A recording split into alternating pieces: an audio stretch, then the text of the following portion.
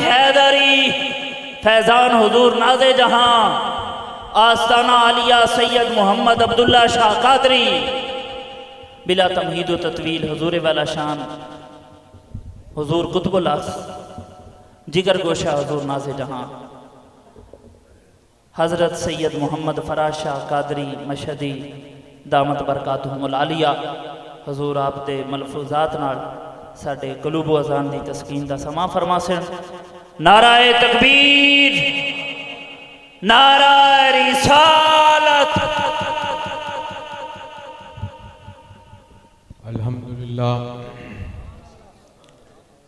अल्हम्दुलिल्लाहि रब्बिल आलमीन वल आक़िबतु लिल मुत्तक़ीन वस्सलातु वस्सलामु अला सय्यिदिल अंबिया वल मुरसलीन व अला आलिहि व असहाबिहि व औलियाए उम्मतिहि अजमाइन। अम्मा बाद फ़ौज़ु बिल्लाहि मिनश शैतानिर रजीम बिस्मिल्लाहिर रहमानिर रहीम। वला सौफ़ युअतीका रब्बुका फ़तरदा। सदक़ल्लाहुल अज़ीम व सदक़ रसूलुहुन नबियुल करीमुल अमीन व नहनु अला ज़ालिका लमिनश शाहिदीन व शाकिरीन वल्हम्दुलिल्लाहि रब्बिल आलमीन। हदिया सलाम बहज़ूर खैरुल अनाम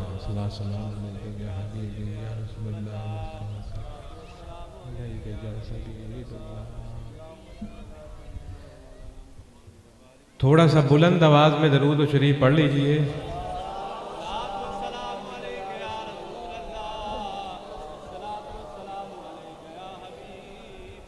पता चले कोई आशिक और गुलाम बैठे हैं।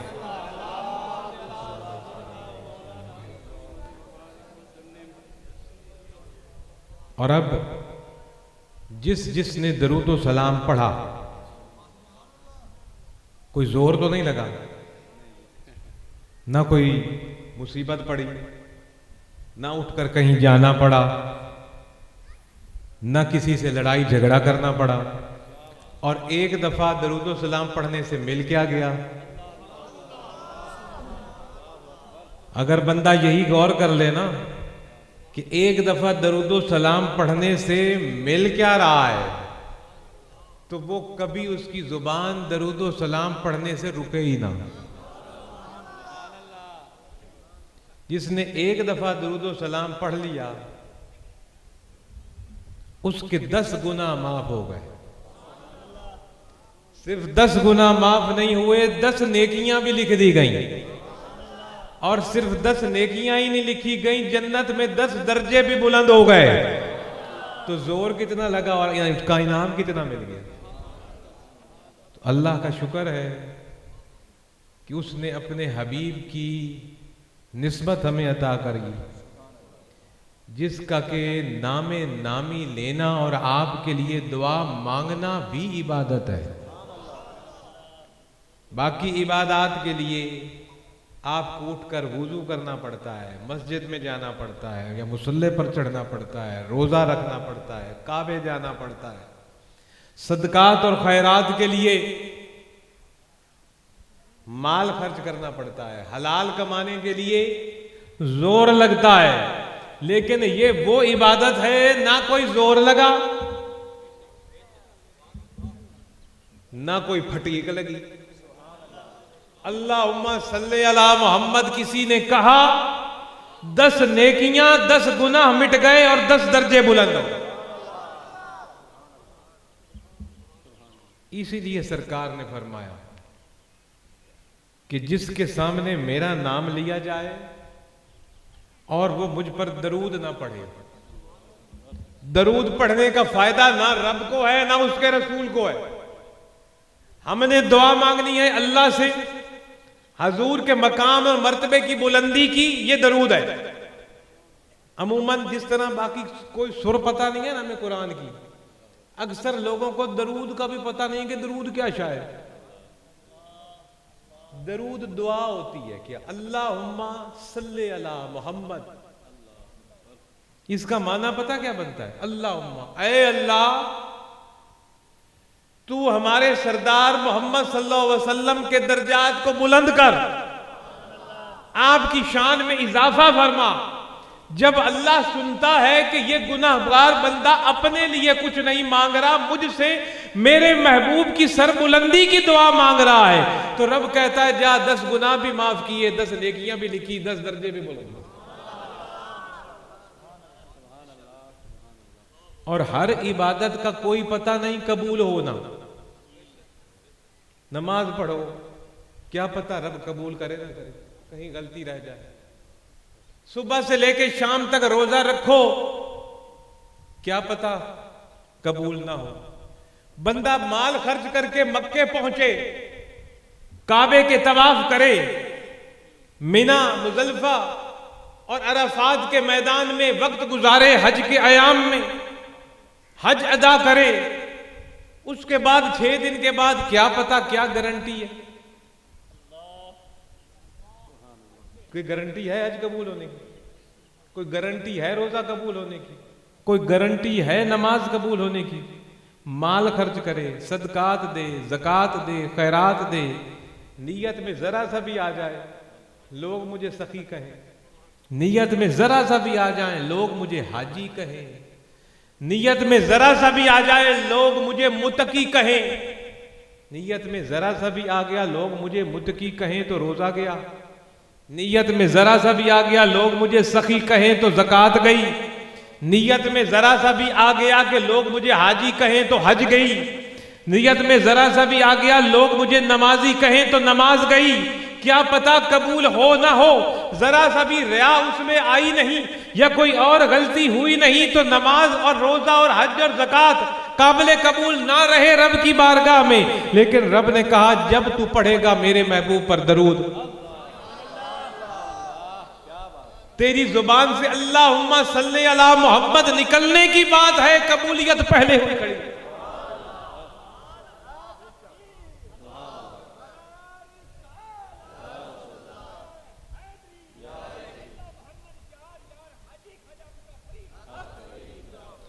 इसकी कबूलियत में शक पता है क्यों नहीं? बाकी हर इबादत बंदा करता है अपने लिए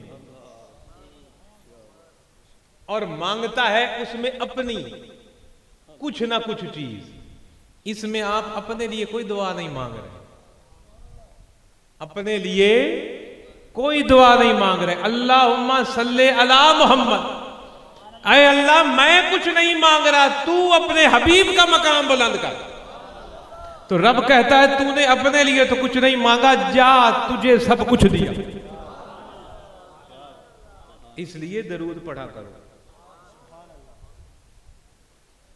हजूर के एक साहबी थे, आकर अर्ज करने लगे हजूर मैं अपने दिन के औकात के वज़ाइफ को 4 हिस्सों में बांटूं अगर, और एक हिस्सा दरूद पढ़ लूं, बाकी 3 हिस्से कुछ और कर लूं, तो क्या ये काफी है? हजूर ने अपने गुलाम से फरमाया बहुत अच्छी बात है, लेकिन दरूद कुछ और पढ़ ले तो तेरा भला हो जाएगा। फिर उस गुलाम ने अर्ज की सरकार अगर 2 हिस्से दरूद पढ़ूं और 2 हिस्से बाकी कोई और वज़ाइफ अदा करूं? हजूर ने फरमाया बहुत अच्छा है, लेकिन और कुछ बढ़ा ले तो बेहतर। फिर उस गुलाम ने अर्ज की हजूर अगर 3 हिस्से आप पर दरूद पढ़ूं और 1 हिस्से बाकी नफली इबादात या वज़ाइफ अदा करूं, नफली फराइज की बात नहीं करना, तो फिर मेरे लिए बेहतर है। हजूर ने फरमाया बहुत अच्छा है, अगर और बेहतर दरूद कर ले कुछ ज्यादा तो और अच्छा है। फिर उस गुलाम ने अर्ज की हजूर 4 के 4 हिस्से आप पर दरूद ही पढ़ता रहूं। हजूर ने फरमाया अगर ये तू कर ले तो तेरे हर काम बेबेड़ा पार हो जाए, तेरे तुझे ना दुनिया में कोई कमी आएगी, ना कब्र में कोई कमी आएगी, ना आखिरत के दिन कोई कमी। ये वो वजीफा है जो अल्लाह ने हमें अता किया है। बल्कि मैं यूं कहूंगा दरूद और सलाम पढ़ना हम मुसलमानों पर फर्ज ऐन है। कुरान का हर हुक्म, कुरान में जो हुक्म आया है ना करने के लिए, वो फर्ज होता है। फिर उसके बाद वाजिबात आते हैं, फिर उसके बाद नवाफिल आते हैं। तो ये जो दरूद शरीफ का पढ़ना है ये एक फर्ज है हर मुसलमान पर। और अल्लाह ने फरमाया क्या ईमान वालों तुम दरूद पढ़ो, सलाम पढ़ो अपने नबी पर। बेशक इन अल्लाह, बेशक अल्लाह भी और उसके मलाइका भी दरूद पढ़ते हैं। इंसानों और फरिश्तों का दरूद पढ़ना अल्लाह से दुआ है, ऐ अल्लाहुम्मा सल्ले अला मोहम्मद, कि ऐ अल्लाह तू हमारे नबी का मकाम और मर्तबा बुलंद फरमा दे। और अल्लाह का दरूद पढ़ना है कि अल्लाह उस मकाम को बुलंद कर देता है। हम दुआ मांगते हैं तो ये हमारा दरूद है, और अल्लाह मकाम और मर्तबे को बुलंद करता है तो ये रब का दरूद है। इसमें मैं एक छोटी सी वजाहत करके आगे चलता हूं। मैंने आपसे सिर्फ 30 मिनट गुफ्तगू करनी है, जिसमें से 10 मिनट हो गए।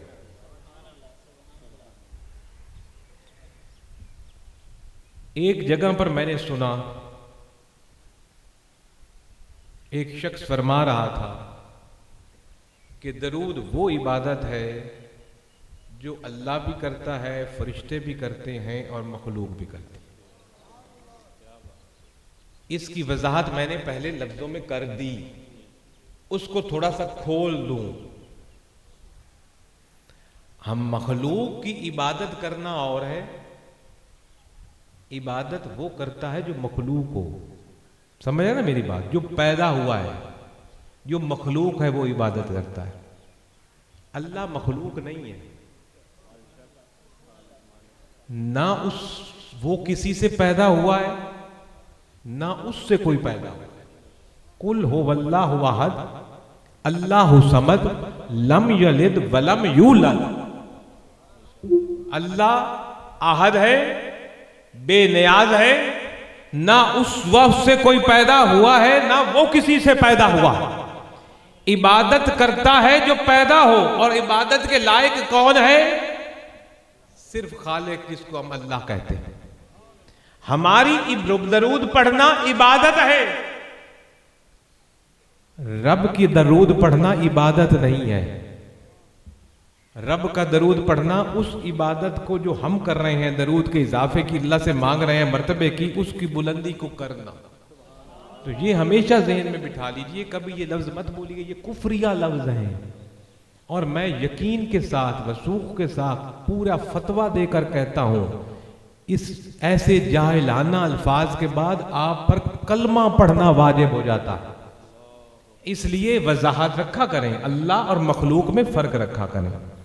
अल्लाह एक है, मखलूक में सबसे अफजल हजूर की जात है। अल्लाह ने मखलूक में हजूर जैसा कोई बनाया नहीं, हजूर का सानी कोई नहीं, हजूर का साया कोई नहीं। सारी मखलूक तल्ले, हजूर ऊंचे, लेकिन हजूर से ऊंचा अल्लाह।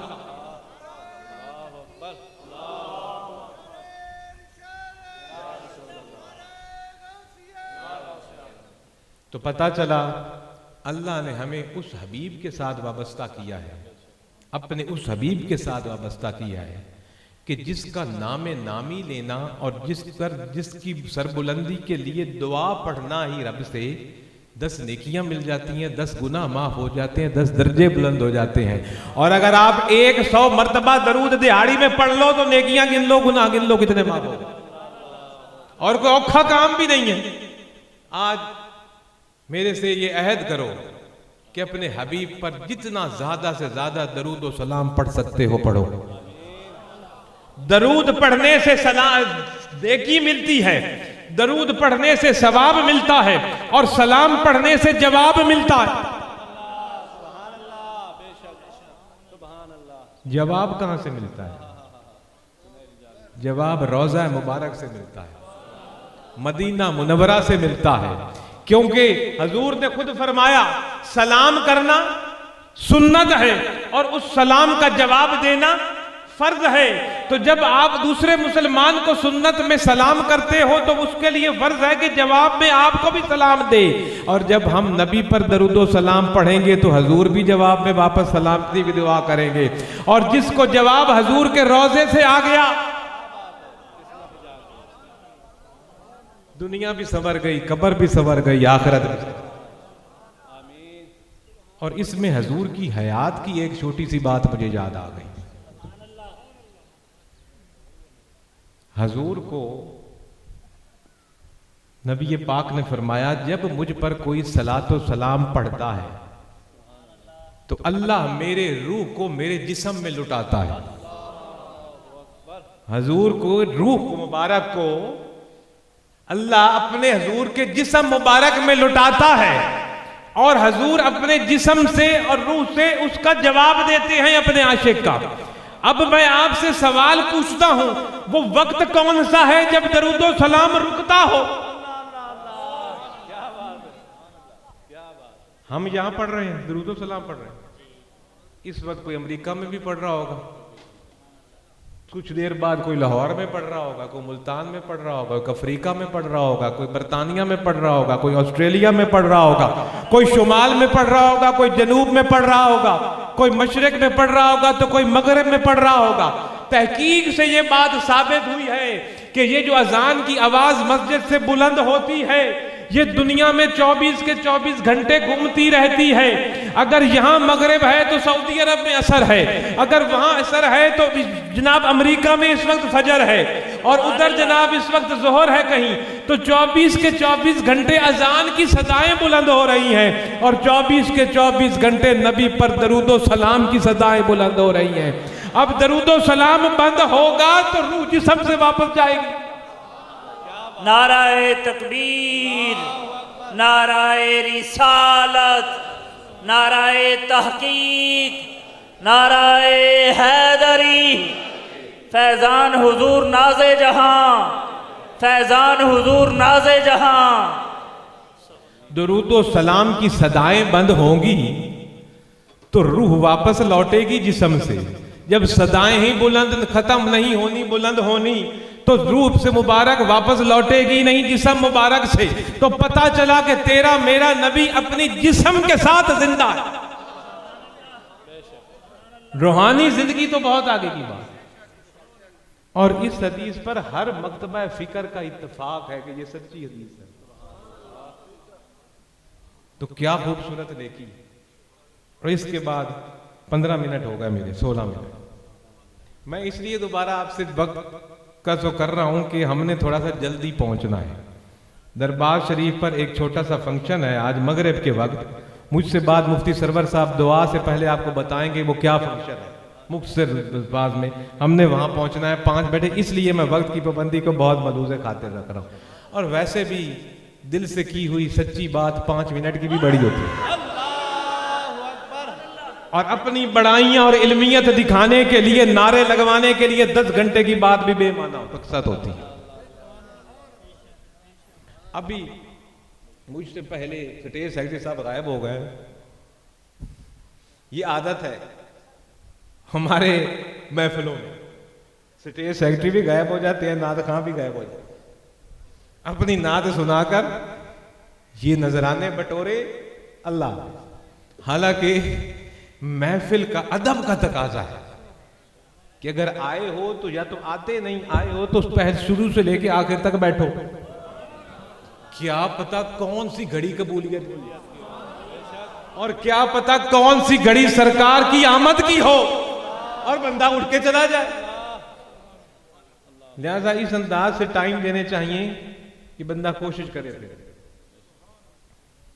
वो भी एक पढ़ रहे थे, मैंने कोई लंबी बात ही मौलवियों वाली बात तो मैंने करनी कोई नहीं, टूटी फूटी बातें कर रहा हूं जो मैंने सुनी। लेकिन एक बात दावे से कह सकता हूं, जो कह रहा हूं दिल से कह रहा हूं, ना इन नोटों के लिए कह रहा हूं ना अपनी शोहरत के लिए कह रहा हूं। अल्लाह और उसके हबीब को राजी करने के लिए और अपने पीर का मिशन समझ के कह रहा हूं।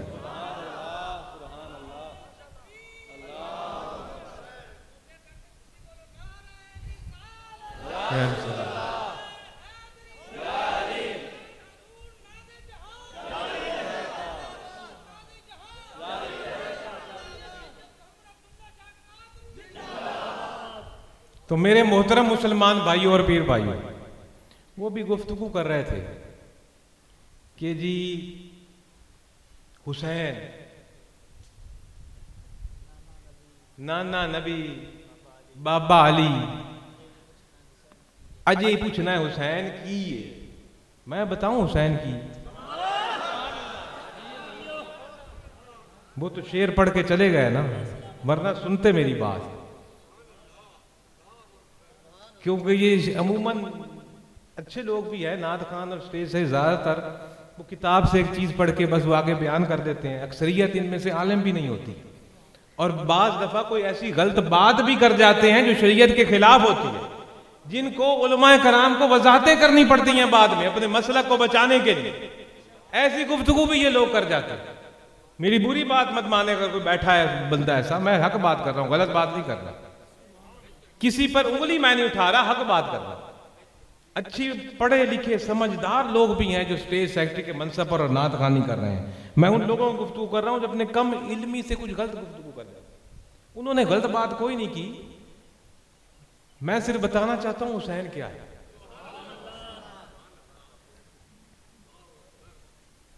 हुसैन कुरान की तफसीर है। क्या बात है, क्या बात है, सुभान अल्लाह। हुसैन रसूलुल्लाह की सुन्नत है, हुसैन रसूलुल्लाह की सीरत है। दो लफ्जों में कहूंगा, हुसैन दीन इस्लाम है।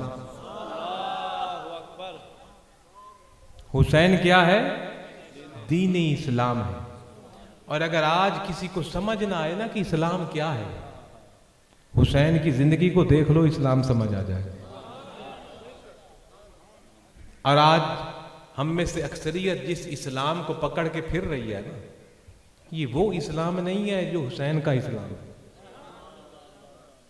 ये वो इस्लाम नहीं है जो हुसैन का इस्लाम है। हमने देखना है 7 मिनट और कि आपके और मेरे पीर इमाम हुसैन ने कुर्बानी किस लिए दी अपनी जान की, कुर्बानी किस लिए दी अपने मासूम बच्चों की, कुर्बानी किस लिए दी अपने जवान बच्चों की, जवान भतीजों की, जवान भांचों की। क्यों मदीना छोड़ दिया, मक्का छोड़ दिया और रेगिस्तान में तन तनहा जान दे दी? एक सवाल है, क्यों मक्का छोड़ा, क्यों मदीना छोड़ा? लाखों आपके मुरीद थे, आप मक्के में खड़े हो जाते, हजारों आपके पीछे लोग इकट्ठे हो जाते, मदीने में खड़े हो जाते, हजारों लोग पीछे इकट्ठे खड़े हो जाते। हमें ये बात समझने की जरूरत है आज कि वो कौन सा इस्लाम था जिसको हुसैन ने बचाया। वो कौन सा इस्लाम था जिसको हुसैन ने बचाया, और आज हम उस इस्लाम से कहीं और खड़े। आपको तो नहीं कह रहा बड़े पीर के मुरीद हो, अपने आप को सुना रहा हूं मैं खुद तो उस इस्लाम से बहुत दूर खड़ा हूं, हकीकत जिसके लिए हुसैन ने जान दी थी। क्या यजीद और हुसैन की नमाजों की लड़ाई थी? ये उलमा कराम बैठे हैं मेरे साथ। क्या हुसैन की रोजों की लड़ाई थी? क्या यजीद और इमाम हुसैन की हज्जों की लड़ाई थी? क्या यजीद और इमाम हुसैन की खत्मों की, मिलादों की, तौहीद कॉन्फ्रेंसों की लड़ाई थी? क्या यजीद और हुसैन की खत्मे बुखारी की लड़ाई थी? तो फिर लड़ाई किस चीज? यजीद ने तो एक दफा भी पीर हुसैन को नहीं रोका नमाज ना पढ़, एक दफा भी नहीं कहा रोजा ना रख, एक दफा भी नहीं कहा हज ना कर, एक दफा भी नहीं कहा ज़कात ना दे। वो तो कहता था एक नहीं, फर्ज नमाज 5 नहीं, पूरी जिंदगी नमाज नीति रखो। यजीद तो ये चाहता था। यजीद ये भी नहीं कहता था सिर्फ रमजान के रोजे रखे, हुसैन कहता था कि पूरी जिंदगी रोजे ही रखी रखे।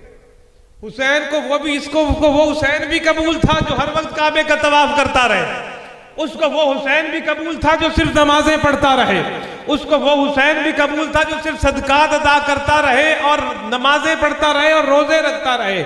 उसको तो ये सारा इस किस्म का हुसैन कबूल था। तो फिर लड़ाई कैसी थी? फिर लड़ाई किस चीज की थी? इससे समझ लगती है कि हुसैन क्या है, अगर हुसैन की कुर्बानी को हम समझ लें, और इस्लाम क्या है। अगर इस्लाम महज नमाज है, रोजा है, ज़कात है, हज है, तो फिर इमाम हुसैन ने यजीद से लड़ाई क्यों लड़ी? मदीने में बैठे रहते, नमाजें पढ़ते रहते और मस्जिद नबवी में पढ़ते रहते और अपने नाना के रोजे के सामने पढ़ते रहते, उसको कोई एतराज नहीं था। हजें करते रहते और काबे का एक हज नहीं कई हज करते रहते, यजीद को कोई एतराज नहीं। यजीद को एक एतराज था, मुझे बुरा मत कहो, मेरे निजाम को बुरा मत कहो, मेरे सिस्टम को बुरा मत कहो। और इमाम हुसैन की यही लड़ाई थी, पूरा जो निजाम और सिस्टम है ये मेरे नाना के दीन के खिलाफ है। एक शराबी, एक जानी, एक दीन की तौहीन करने वाला और अलल ऐलान शरीयत को तोड़ने वाला शख्स हम पर हुकूमत नहीं कर सकता, ये था हुसैन का नारा। और आप यही आखिर तक फरमाते रहे, जिस जुबान को नाना चूसते थे आज वो जुबान एक बदकिरदार की हुकूमत तस्लीम कर ले। जिस हाथ पर नाना बोसा देते थे आज वो हाथ एक बंदे के ऐसी दोस्ती कर ले मसलतन जो दीन का मजाक उड़ा रहा है वो। और तारीख में, दुनिया आलम की तारीख में सिर्फ 3 हज़रात 4 ऐसे हैं जिन्होंने नबूवत के कंधों पर सवारी की है। पिछले 1,24,000 नबियों में से किसी को अल्लाह ने ये एजाज नहीं दिया कि किसी नबी के कंधे पर सवारी करे। नबी के कंधे पर अगर कोई सवार हुआ तो अली हुआ या अली की औलाद हुआ। अल्लाहु अकबर, बेशक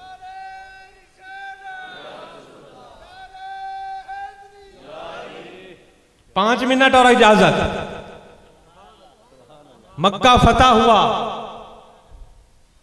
काबा 360 बुतों का घर था, 360 बुत काबे में थे जिसके गिर्द तवाफ किया जाता था। रसूलुल्लाह मक्का फतह करने के बाद पहुंचे और आपने बुतों को काबे से बाहर निकाल कर फेंकना शुरू किया।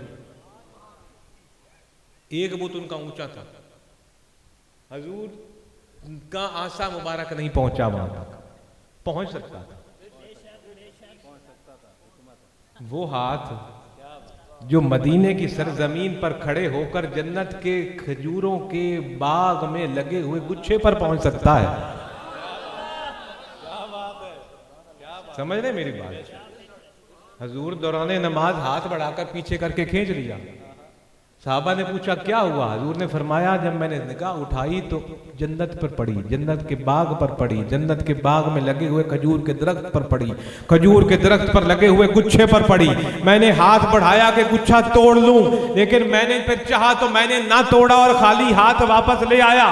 जो हाथ मदीने की सरजमीन पर खड़े होकर जन्नत के बाग में लगे हुए खजूर के गुच्छे तक पहुंच सकता है, क्या वो काबा की छत पर पड़े हुए एक बुत पर नहीं पहुंच सकता था? अल्लाह ने अजमत दिखानी थी मौला अली की।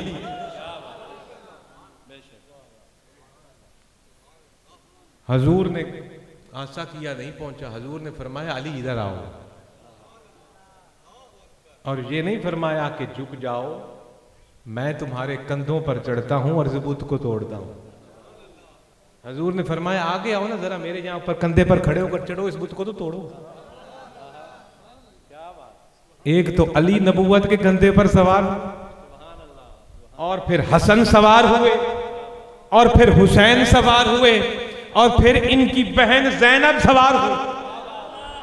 इन 3 बच्चों के अलावा और अली के अलावा कोई नबूवत के कंधे पर सवार ही नहीं हुआ।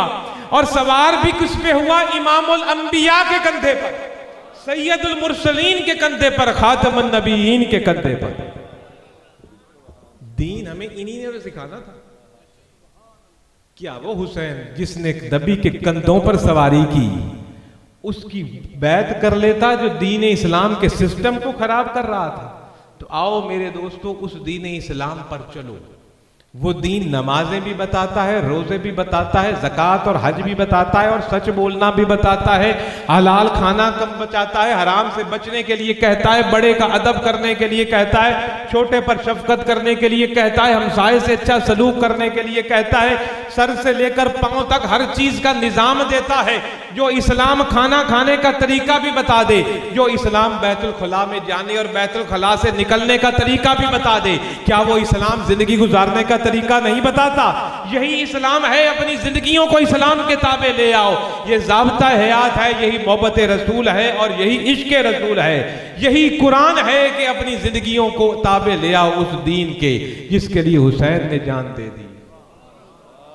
तो अल्लाह से मेरी दुआ है कि इस जिक्र की पाक महफिल में हमारे सगीरा कबीरा गुनाह माफ फरमा दे, हमें इस्लाम के अनमोल असूलों पर जिंदगी भर साबित कदम रहने की तौफीक अता फरमा दे। एक हाथ में कुरान पकड़ो, दूसरे हाथ में अहले बैत पकड़ो और अल्लाह का शुक्र करो। अल्लाह ने हमें पीर भी वो दिया सैयद मोहम्मद अब्दुल्ला शाह के रूप में, जो पीर भी है, कामिल भी है और सैयद भी है और औलादे अली भी है और आले नबी भी है।